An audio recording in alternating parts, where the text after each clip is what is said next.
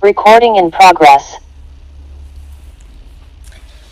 Sahabat terkasih, semoga Anda bisa mendengar suara saya dengan baik. Dan hari ini tanggal 7 Maret 2026 saya di Singapura. Perasaan ganti terus ya, bentar di Thailand, bentar di Indonesia. Sekarang di Singapura selama 1 bulan. Jadi kita ada program ya, banyak di sini programnya. Dan hari ini saya punya 3 ceramah ya. Pagi ceramah untuk Pekanbaru ya, ada program di sana. Siang saya ke wihara di Singapura sini ya, kita bikin workshop 3 jam ya, juga ceramah. Malam juga untuk jadi hari ini lumayan banyak programnya. Jadi hari ini saya tidak mempersiapkan slide ya. Bagus juga lah ya, nggak selalu harus ada slide. Jadi hari ini ceramahnya mungkin boleh dibilang sedikit freestyle aja lah ya. Lalu judulnya juga random aja sih, saya tidak terlalu mempersiapkannya. Tapi ketika saya memberikan judul itu, kira-kira saya sudah tahu secara konkret saya mau share-nya apa ya, share-nya seperti apa. Lalu juga yang membuat saya tertarik tadi sebetulnya meditasinya itu ternyata meditasi kerikil ya. Saya nggak tahu Anda bawa kerikilnya nggak atau membayangkan kerikil aja. Karena ketika saya buka masuk saya tahu ini meditasi kerikil ya, pebble meditation. Jadi ya saya bayangkan kerikilnya aja, atau ketika dia bilang gunung ya saya membayangkan gunung aja ya. Karena meditasi kerikil ini sebetulnya apa ya, pebble meditation itu buat anak-anak. Tapi buat orang dewasa juga sangat cocok sih sebetulnya ya. Plant Village ini memang banyak menciptakan metode-metode yang sangat sederhana untuk praktik mindfulness, karena guru kami merasa ya, Master Zen Thich Nhat Hanh atau Thai, dia merasa meditasi harus mudah dilaksanakan, jangan bikin kompleks.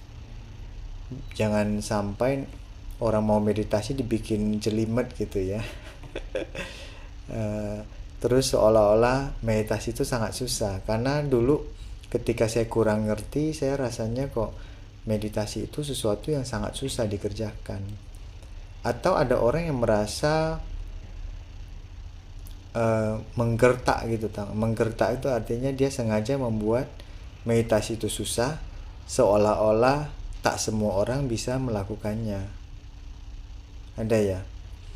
Ada juga orang yang karena pura-pura bisa meditasi, jadi dia menjelaskan meditasi begitu rumit sehingga orang yang dengar aja udah kabur duluan ya. Tapi anda di sini setelah mengikuti program, ikut Day of Mindfulness atau Mindful Living, ikut retreat ya, atau ke Plant Village Center, saya sih sangat berharap Anda tidak punya persepsi keliru bahwa meditasi itu susah ya. Yang susah itu konsistensinya. Meditasinya nggak susah. Benar ya. Lalu sebetulnya ketika saya memberikan judul menghitung gagal ya, barangkali Anda tidak pernah menghitung gagal kali ya. Tapi ada mungkin beberapa kegagalan hidup yang Anda merasa sangat sangat penting, Anda selalu ingat-ingat kali ya. Contohnya saya dulu ingin kuliah di ITB contohnya.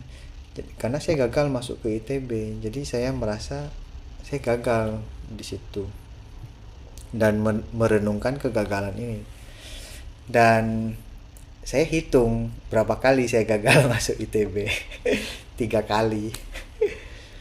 Karena memang kesempatan ujiannya memang cuma 3 kali kan. Waktu itu kan ITB kan perguruan tinggi ya, institut negeri ya.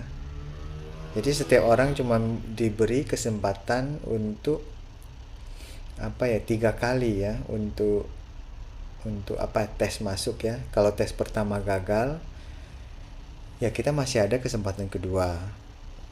Lalu kalau tes kedua juga gagal, ya kita masih ada kesempatan tes ketiga lah ya. Dan saya menggunakan semua kesempatan itu ya, dan ya gagal gitu. Nggak masuk.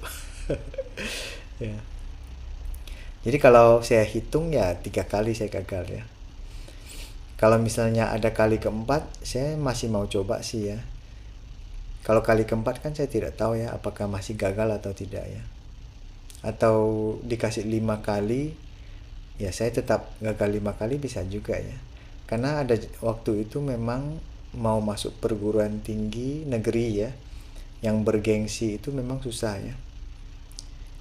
Ya dulu masih adalah beberapa ya, ada kayak UGM atau Universitas Indonesia ya, UI, UGM, ITB ya, itu adalah perguruan tinggi negeri yang saat itu bergengsi lah ya kalau bisa kuliah di sana ya.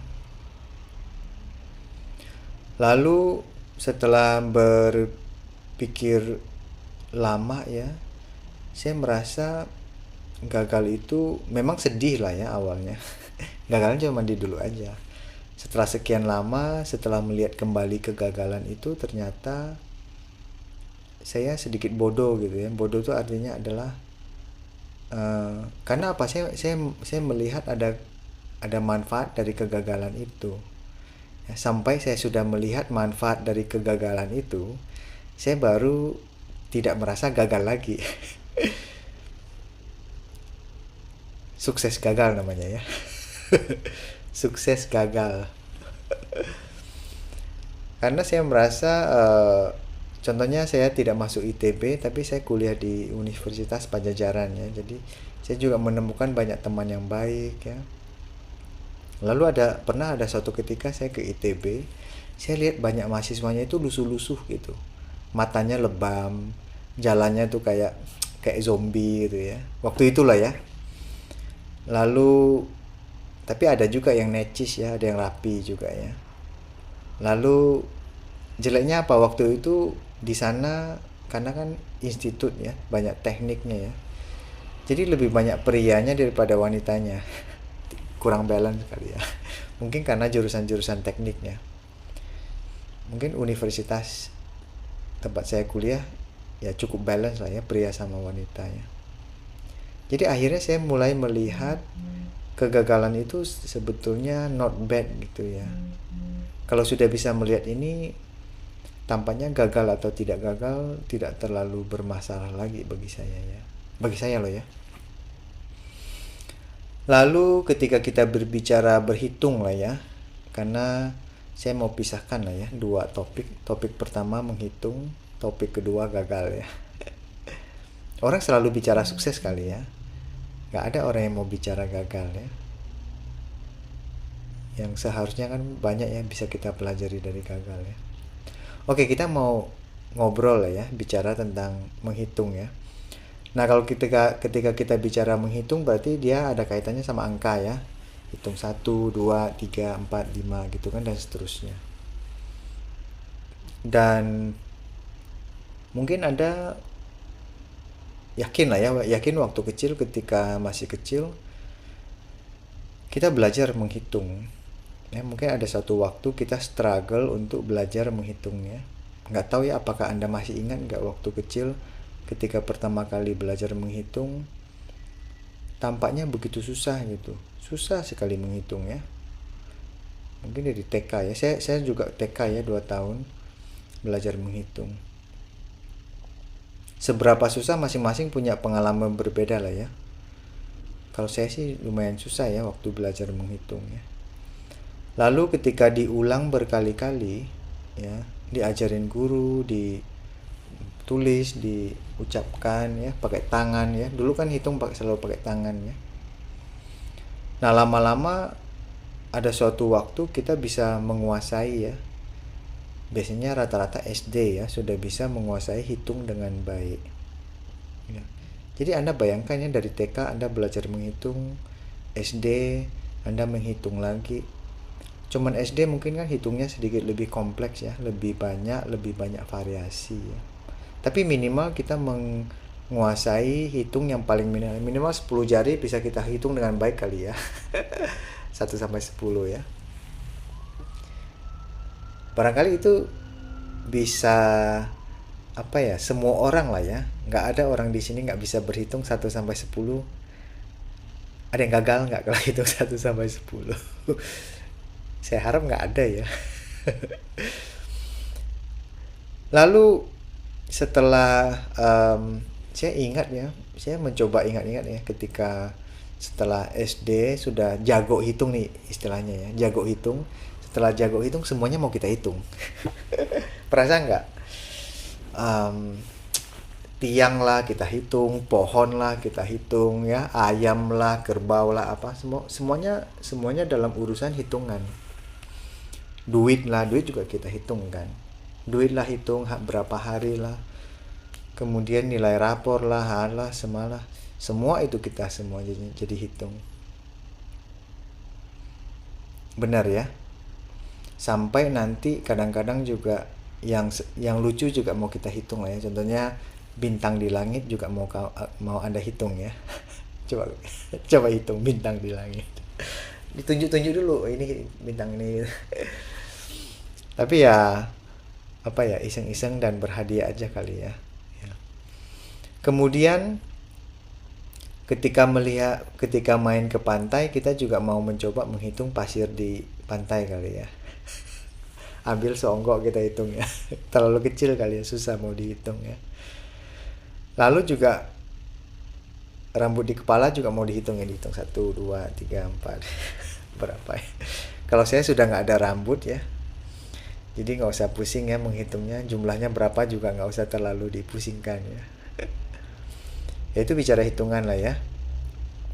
Dan sahabat terkasih, ternyata di praktiknya napas ya, napas berkesadaran, mindful breathing ya, napas berkesadaran, kita juga ada teknik berhitung ya.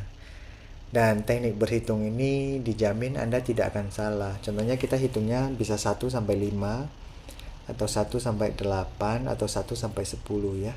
Jadi teknik meditasi ini dibikin yang tadi saya bilang sederhana, dan saya jamin lah ya, hampir nggak mungkin salah lah hitungnya. Anda hitung 1 sampai 10 kan kemungkinan salahnya kan kecil sekali ya. Tapi kalau Anda coba, kalau hitungnya cepat-cepat, ada kemungkinan juga tidak salah ya menurut saya ya. Tapi ketika hitungnya sedikit diperlambat, ada kemungkinan hitungnya bisa salah. Karena ketika kita sudah menguasai hitungan, biasanya yang hitung tuh bukan pikiran sadar kita yang menghitung, tapi dia mungkin kebiasaan atau memori-memori yang tersimpan. Anda tidak harus memikirkan setelah 1 itu pasti 2. Anda bahkan nggak usah pikirkan, dia 2 otomatis muncul, 3 otomatis muncul, betul kan? Jadi suatu ketika saya ada satu waktu lah ya, ketika saya praktek meditasi duduk ya, meditasi duduk. Kalau tadi hitungannya sedikit ya, cuma 4 kan, meditasi kerikilnya kan, ya nggak mungkin salah lah ya. Jadi ada satu ketika, sampai sekarang sih waktu ke waktu saya juga masih menggunakan teknik menghitungnya. Teknik menghitungnya adalah tarik napas, hembus napas, saya hitung 1 ya, dalam hati saya hitungnya ya. Tarik napas, hembus napas, saya hitung 2. Tarik napas, hembus napas ya. Jadi hitungnya setiap kali menghembus napas ya, menghembus napas saya hitung ya. Contohnya kalau hitung sampai 10, setelah selesai sampai 10 berhasil ya, nggak gagal ya. Berhasil hitung sampai 10, mulai lagi dari 1. Jadi muter aja terus ya. Setelah hitung mungkin 5 kali, 6 kali atau 10 kali, biasanya pikiran kita menjadi damai, menjadi tenang ya, menjadi lebih sabar ya. Nah, itu bisa terjadi ya. Tapi ada juga orang ya diminta menggunakan cara teknik menghitung, dia stres karena dia merasa terbebani oleh hitungan ya. Saya heran ya, hitung 1 sampai 10 bisa terbebani ya. Anda boleh coba nanti ya, mungkin besok pagi atau nanti malam sebelum tidur ya. Kalau Singapura sih sekarang sudah setengah 10 ya. Kalau sana mungkin masih setengah 9 kali ya. Setengah 9 ya. Atau nanti malam Anda boleh coba setel clock ya. 10 menit atau 15 menit menggunakan teknik hitung tadi yang saya bilang ya. Ya, Anda duduk nyaman dengan posisi meditasi ya, bisa di sofa, duduk kursi atau bawah. Napas masuk, keluar, Anda hitung 1. Masuk, keluar, hitung 2 ya. Hitung sampai 10 ya. Kalau ketika 10 berhasil, Anda balik lagi ke 1 ya. Coba lihat berapa putaran yang Anda bisa ya. Lalu ketika kalau misalnya hitungan nah ini nih ada ininya nih, ada glitch-nya nih. Ya, kalau disuruh hitung cepat-cepat Anda kemungkinan benar. Tapi kalau hitungnya pelan-pelan, tarik napas, hembus napas, hitung 1, dia benar. Tarik napas, hembus napas, hitung 2 benar. Tarik napas, hembus apa? Oh, ini kok ada balon. Tarik napas, hembus napas, hitung 3 ya. Terus tiba-tiba pikiran, karena dia tarik napas, hembus napas, ada jedanya. Itu bisa jadi pikirannya itu melayang kemana-mana ya. Jadi ketika tarik napas, hembus napas, dia lost. Itu tadi 2 atau 3 gitu kan. Anda mulai lost ya. Itu artinya kesadaran Anda nggak kuat gitu. Benar kan? Baru hitungan 3 atau 4 Anda sudah lost, Anda sudah mulai ragu-ragu, Anda kurang yakin itu hitungan keberapa. Nah, kalau Anda terjadi situasi seperti itu, Anda nggak usah berdebat sama diri sendiri ya. Itu kan namanya berdebat sama diri sendiri. Nggak usah. Kalau sudah terjadi keraguan-raguan, Anda balik lagi ke 1 ya. Napas masuk, napas keluar, hitung 1. Napas masuk, napas keluar, hitung 2 ya. Dan seterusnya ya. Lihat Anda bisa sampai berapa dan berapa kali ya. Coba Anda testing nanti ya. Jadi lihatlah ya, hitungan 1 sampai 10 yang sebetulnya sudah Anda belajar dari TK, ya, dari TK kan, dari SD, Anda semuanya pasti melewati. Tapi ada yang nggak TK kali ya, ada yang mungkin langsung loncat ke SD ya. Ya tapi minimal SD 6 tahun kan banyak kan hitung, SMP menghitung lagi. Kalau SMA saya malah banyak menggunakan kalkulator ya hitungnya ya. Udah mulai agak malas. Apa-apa pencet kalkulator ya. Jadi ketika kita bicara hitungan, walaupun kita merasa lebih sering bisa sukses, ternyata ketika kita menggunakan pikiran yang sadar untuk menghitung 1 sampai 10, ada kemungkinannya gagal ya. Lucu ya, kalau kita bilang menghitung 1 sampai 10 gagal kan hampir nggak bisa dipercaya, tapi itu terjadi ya. Bukan saya nakut-nakutin Anda, atau Anda ini sudah pikun karena tua atau amnesia ya namanya atau apa ya. Tapi kekuatan kesadaran kita sebetulnya yang lemah ya. Nah nanti coba Anda praktekkan, tampaknya Anda bisa tahu itu seberapa kuat lah ya tingkat kesadaran. Kesadaran Anda bisa bertahan berapa lama, itu bisa memberitahu Anda ya. Kalau saya karena sudah berlatih cukup lama, hitungan saya juga masih ada salah, tapi dia nggak banyak ya, nggak terlalu banyak ya, tetap salah kok ya. Jangan pikir contohnya saya yang sudah berlatih 18 tahun ya, 19 tahun meditasi ya, Anda kira akan selalu sukses ya? Enggak juga.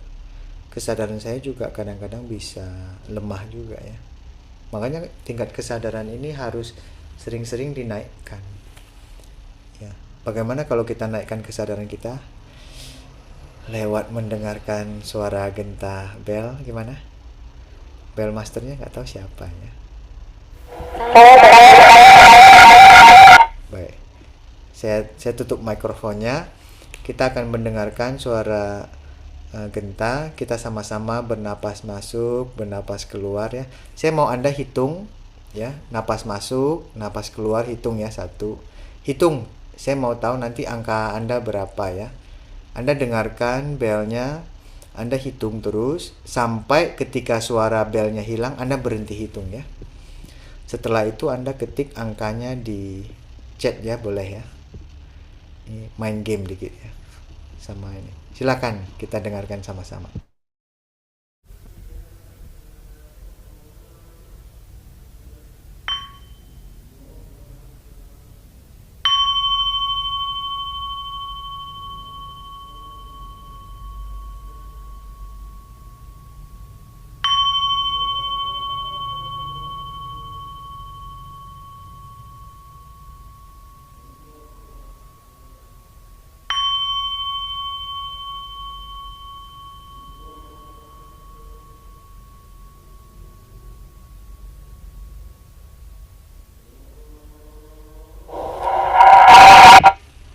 Oke, biar fair ya, saya juga ketik ya. Napas saya 3. Napas saya agak lambat sekarang ya. Entah karena tua dia lambat atau apa ya. Wah, saya 3, yang lain 4. Ini membuktikan ada orangnya ya, karena ada yang nggak buka kamera ya. Tapi nggak apa-apa, ada orang kan mungkin karena koneksinya kurang bagus, jadi harus tutup kamera, nggak apa-apa ya. Tapi ketika dia jawab, jadi tahu ya ada orang ya. Saya 3, ya ada 4, 3. Oh, ada yang sama juga ya sama saya, 3. Ada yang 2 ya. Ini 2, ini sangat lambat itu ya. 3, 4, 3, 3, 3, 4. Ada yang 1. Itu lupa bernapas atau apa? 4, 4. Mama 3, Tere 5. 5 itu cepat itu. Malindra 5, ya cepat juga. Ya. 3, 3. Oke. Berarti ada 1, ada 2, 1 orang, 2 kelihatannya cuma 1 orang. Sisanya antara 3 dan 4 ya. Jadi mungkin untuk sementara boleh kita simpulkan bahwa dalam bel tadi ya, nggak tahu berapa detik ya, kita bisa bernapas sebanyak 3 sampai 4 siklus napas. Tapi benar tadi ya Anda hitungnya ya. Benar ya hitungnya ya. Jangan ngarang-ngarang loh ya. Lihat orang ketik 3, Anda ikutan 3 ya. Enggak kali lah ya. Tapi benar ya. Baik, terima kasih sudah memberikan feedback. Jadi saya juga sedikit tahu bahwa dalam waktu singkat begitu Anda bisa napas 3 napas. Sebenarnya saya juga bisa pelan-pelankan sedikit ya. Mungkin jadi 2 napas juga bisa ya. Berarti ini hitungannya sukses tadi ya. Nggak gagal ya. Benar ya, berarti sukses ya. Ya. Jadi ketika kita balik lagi ke bicara menghitung ya, kalau dalam kurun waktu singkat mungkin tingkat kegagalannya rendah lah ya. Coba saya suruh hitung ya 1 sampai 10 dalam kurun waktu 15 menit gitu ya. Nanti Anda boleh hitung tuh gagalnya berapa kali. Hitungnya gagalnya aja. Karena untuk mengetahui di angka mana Anda sering lebih datang tamu. Datang tamu artinya kalau kita mempraktikkan meditasi napas kan berarti kita maunya setia kepada napas ya, bener kan? Ini mau mengukur kesetiaan Anda. Mengukur kesetiaan Anda kepada napas berapa lama ya. Tapi itu nantilah Anda coba sendiri lah ya. Anda testing. Tapi jangan sampai stres ya. Karena ketika saya mengajarkan teknik menghitung napas, ada orang, aduh Bante saya pusing itu. Pusing sama angkanya. Itu angkanya yang bikin pusing atau memang Anda tuh sudah pusing gitu. Karena memang kayaknya orangnya sudah pusing. Jadi dia menyalahkan angkanya. Kalau memang angkanya yang bikin pusing, seharusnya semua orang juga pusing. Tapi buktinya banyak orang yang diminta hitung ya pakai angka, napas masuk keluar, nggak pusing kok. Jadi bukan angka yang bikin pusing, emang dianya lagi pusing aja. karena dia lagi pusing ya semuanya dia bilang sebagai yang bikin pusing ya. Lalu ada satu juga pengalaman yang menarik ya bagi saya, menekuni teknik pernapasan ini ya, mindful breathing. Ternyata ketika saya berlatih sekian lama ya, belasan tahun, saya pada suatu hari ya, ada orang yang tanya kepada saya tentang sukses dan gagal ya.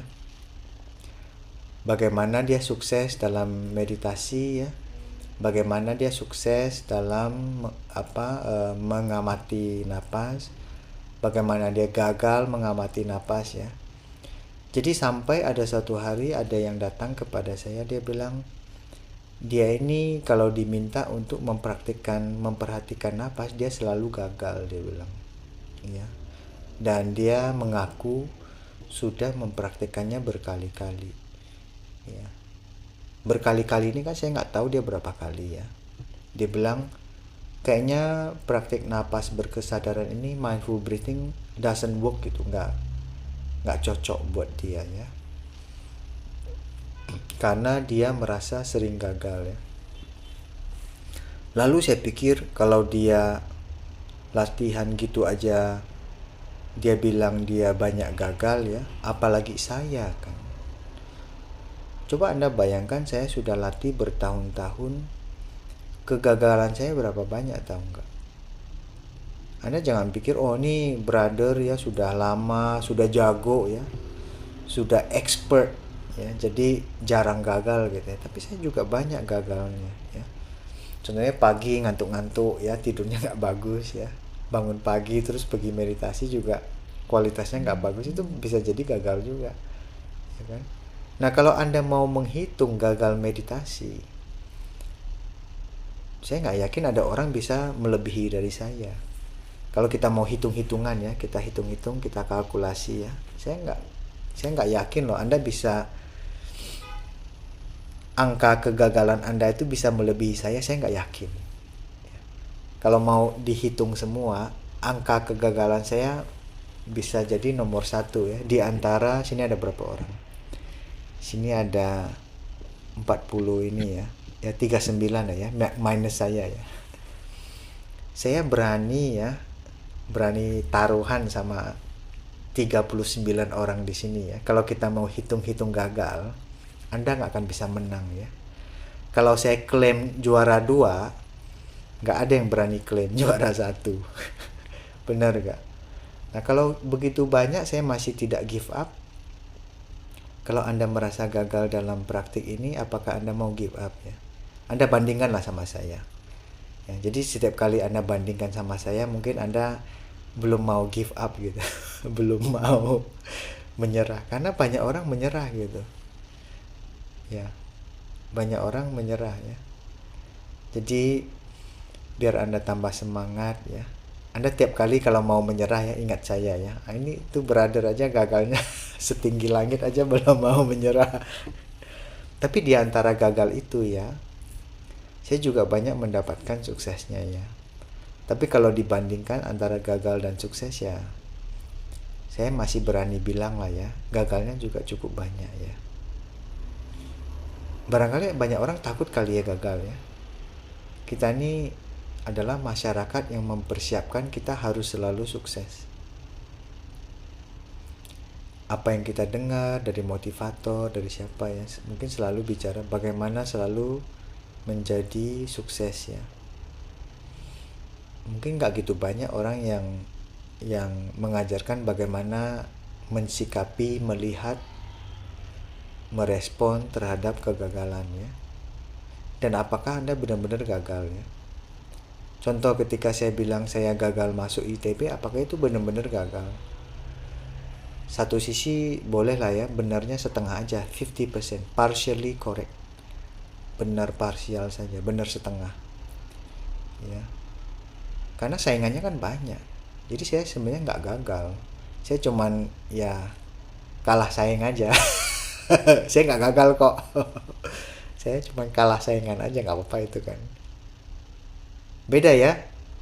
Beda kan? Kalau saya bilang saya gagal, seolah-olah I'm useless gitu, saya ini tak berguna. Tapi kalau ketika kalah saingan ya saya nggak merasa saya gagal. Tapi minimal saya sudah melakukan sebaik-baiknya. Saya belajar soalnya, saya lihat kisi-kisinya, saya coba hafal, saya persiapkan diri sebaik-baiknya. Jadi walaupun saya gagal, saya selalu merasa saya sukses. Suksesnya kenapa? Sukses berusaha sebaik-baiknya.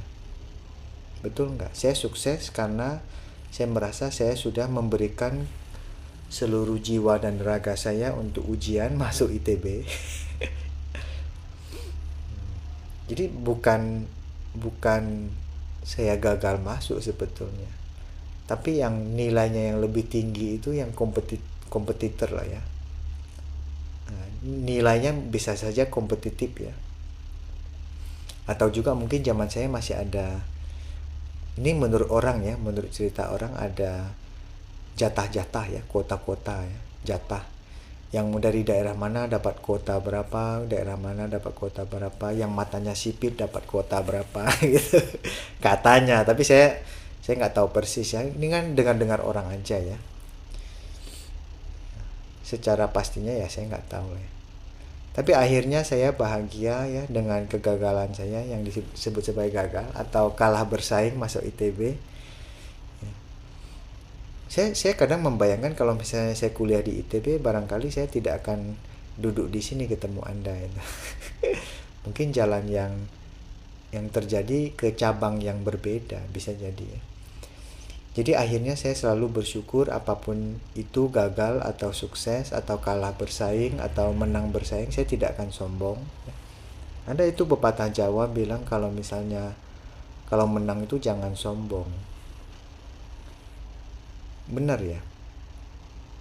Kalau kalah jangan minder kali ya, atau menang jangan mensorakin orang ya, merendahkan orang lain ya.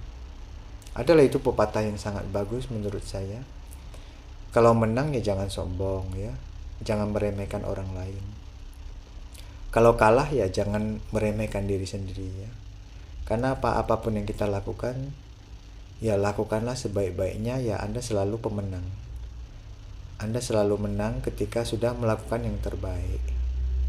Itu yang saya yakini ya dalam diri saya. Jadi kalau sudah begitu ceritanya, ya mau gagal atau mau sukses atau menang atau kalah, tampaknya Anda tidak terlalu terganggu lagi ya. Nah kalau misalnya bisa begitu, Anda ada kemajuan mental ya. Mental Anda sedikit lebih maju.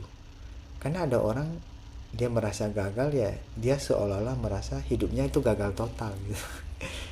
Satu gagal ini dia jadikan sebagai satu kegagalan hidupnya. Itu kan kurang apa ya? kurang apa namanya? Kurang smart menurut saya. Saya nggak mau menggunakan istilah yang jelek. Kurang smart menurut saya ya. Oke, baik. Semoga Anda bisa berbahagia dengan kondisi apapun yang Anda rasakan. Ada yang bilang, brother, waktu tes di ITB waktu itu sudah kenal napas berkesadaran belum? Waktu itu masih menggebu-gebu, yang penting harus ujiannya lulus gitu kan. Belum saya itu ya. Ya stres loh saya nggak bisa masuk ITB ya. Tapi nggak apalah, itu sudah cerita lama. Akhirnya saya bersyukur tidak masuk ITB ya. Sekarang malah bersyukur ya. Tapi bukan berarti ITB jelek loh ya, bukan. Maksudnya dalam situasi saya, biar orang nggak salah paham ya. Nanti diviralkan pula, ini ada biksu yang bilang ITB jelek. Mati saya. Maksudnya ya kondisi saya ya, saya boleh bersyukur dong tidak masuk ya. Nggak apa-apa kan kalau saya, tapi bukan berarti ITB jelek, bukan ya. Oke, demikian, semoga sedikit bermanfaat buat sharing-sharing Anda ya. The master has failed more than the student has ever tried, can deny this. Oke. Wah, jadi kalau mau jadi master kamu failnya harus banyak itu ya. Oke, terima kasih saudara-saudari terkasih, terima kasih sudah hadir latihan bersama dan mendengarkan sharing dari saya. Barangkali kita boleh mendengarkan genta lagi dari Sis Rumini dan boleh hitung lagi ya berapa ya. Bagaimana belnya 6 kali? Saya mau mereka semua orang hitung lebih banyak. Sis Rumini belnya 6 kali ya kali ini ya. Biar kita napas lebih banyak dan menghitungnya. Hitung ya semuanya. Nanti ketik lagi ya di chat grup ya. Terima kasih. Baik, Bante.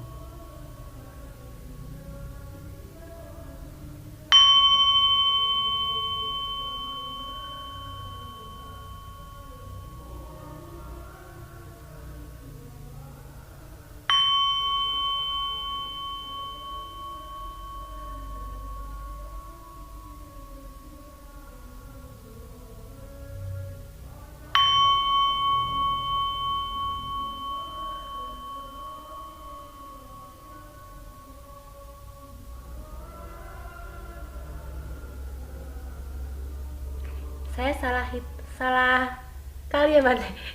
Sambil menghitung sambil hitung napas dan hitung bel, salah sepertinya deh. Tuh yang ngebel aja salah. Saya napasnya 5. Silakan. Tuh ya nih hitung sampai 6 aja dia salah itu loh. Karena dia mungkin pecah gitu ya, sambil hitung napas, sambil hitung bel. Ini mau hitung yang mana ini? Wah, ini Herman 7. Saya 5 ya. Wih, ada 7 juga. Elizabeth 9. Irwanto 5. Divya 6. Mulyo 6, 6, 5, 7, 7. Wih, ada yang 4. Ini lambat sekali nih napasnya nih. Ini berarti santai sekali nih orangnya ya. Wih, 7, 6. Mama 6, Tere 5, Windy 4. Wih, ada yang 8. Jenti 7. Sugianto 6, Indra 6. Oke, baik, terima kasih. Terima kasih sudah melakukan apa ya? Penelitian kecil-kecilan antara jumlah napas, bel dan menghitung. Selamat malam, salam dari Singapura.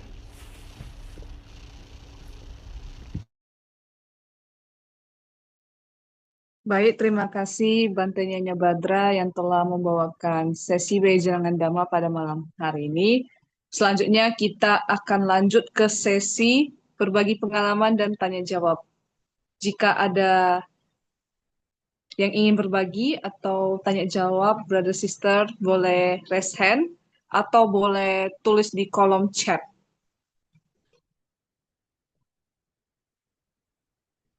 Apakah ada?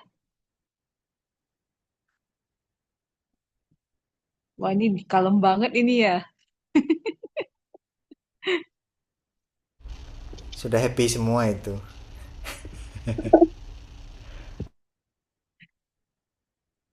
Apakah ada? Feel free for sharing. Tampaknya ini harus dipancing dulu ini ya. Kalau gitu mulai dari saya dulu deh. Hmm, Halo semuanya, aku pengen sharing soal sesi malam hari ini. Rasanya happy banget ya setiap awal bulan itu dimulai dengan sesi Night of Mindfulness. Kali ini saya joinnya bareng Mama. Kebetulan saya lagi di Medan. Bulan lalu lagi di Pekanbaru, jadi rasanya itu ikut nom dan dom itu di berbagai tempat.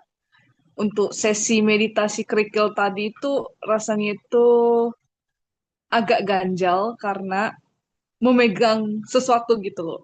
Sesuatu yang dimana kerikil ini dianggap beban atas kegagalanku yang akhir-akhir ini bikin banyak pikiran mengundara.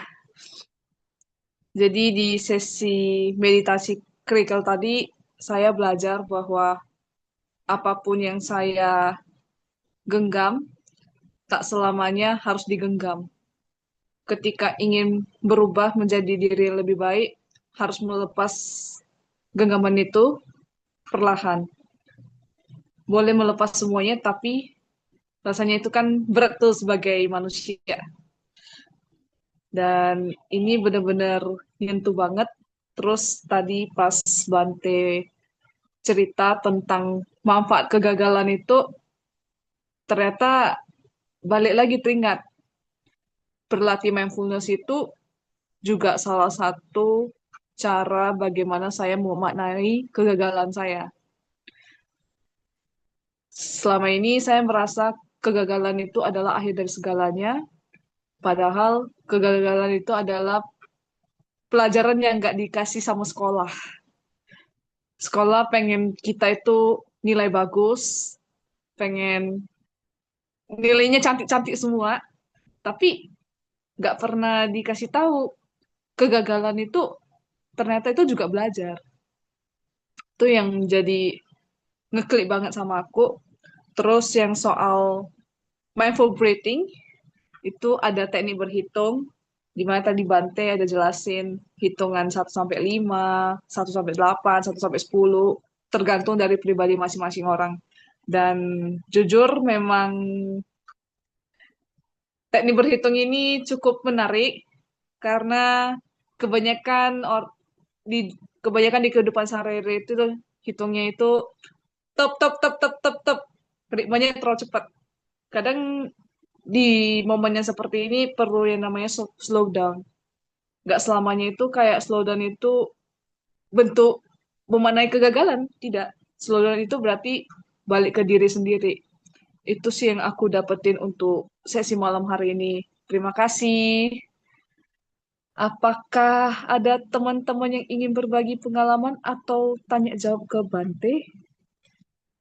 Suruh berbagi aja, sharing. Oh, sharing ya. Oke, teman-teman. Wah, ini sepi banget ya.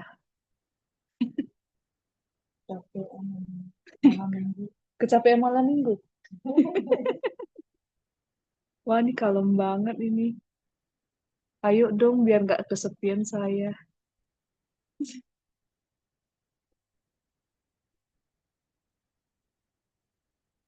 Oh, waktu sudah mulai jam 9 ya. Apakah kita tutup saja, Bante? Baik, silakan. Anda bosnya. Baik, terima kasih kepada Bante telah memberikan waktu untuk sharing Dhamma kepada kami dan brother sisters yang sudah mendengarkan pengalaman saya pada malam hari ini. Selanjutnya kita akan lanjut ke berbagi jasa kebajikan yang akan dipandu oleh Sister Desi. Waktu dan tempat saya persilakan. Sorry, sepertinya Desi tidak hadir malam ini, jadi saya akan menggantikan Desi. Oke, marilah kita bersama-sama merangkapkan kedua tangan kita, beranjali, depan dada, akan bacakan teks bagi jasa kebajikan. Berbagi jasa kebajikan. Sehari telah berlalu, usia telah berkurang. Mari kita periksa apa yang telah kita lakukan.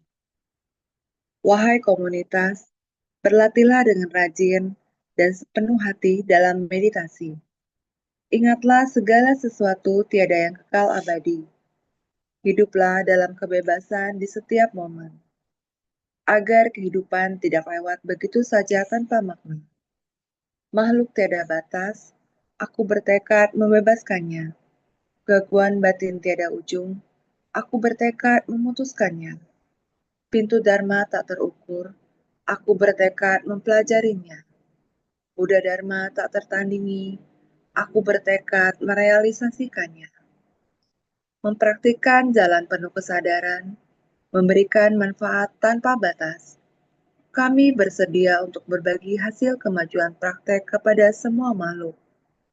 Kami bersedia untuk mempersembahkan penghormatan kepada orang tua, para guru, sahabat, serta makhluk-makhluk yang tak terhitung jumlahnya, yang telah memberikan bimbingan dan dukungan di sepanjang jalan.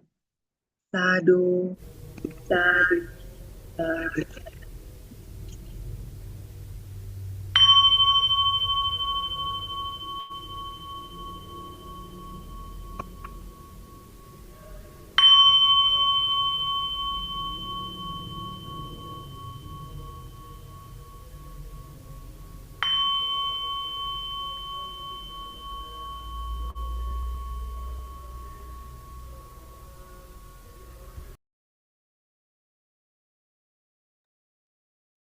Baik, terima kasih Sister Meta yang telah membawa sesi berbagi jasa kebajikan. Waktu sudah menunjukkan pukul 9:04.